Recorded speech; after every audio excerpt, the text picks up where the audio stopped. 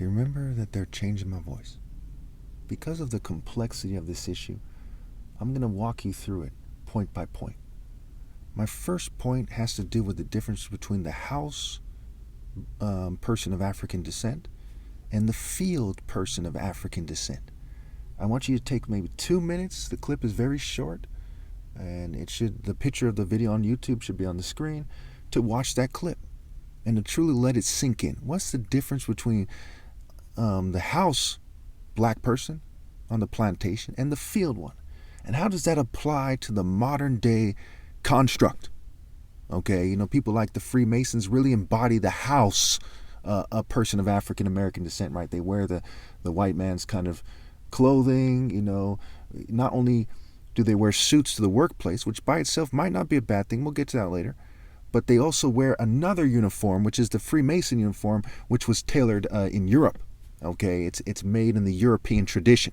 They might argue that the apron and certain aspects of it come from Africa, but it's a European expression of what they might argue is African Masonry. So they're wearing the white man's philosophy, right? They're wearing the white man's clothes, right? And they're upholding the white man's cause. Okay. The next point I'm going to make in the next video, we'll talk about what it means to be a martyr in Christianity, and we'll contrast that between a black person who goes to work, say they work as a computer expert or a lawyer or a doctor, okay, that they go to work and they choose to assimilate first. And then we're going to explore it in terms of morality. Which one is more righteous? And why should the more righteous person be shunned for not being less righteous? And we'll finally, point 3, we'll work our way to Romeo and Juliet. We'll explore the theme. And we'll show you how if you don't choose the righteous person who's willing to die for what's right, including love, okay, then you're prostituting yourselves to a lower cause. Okay?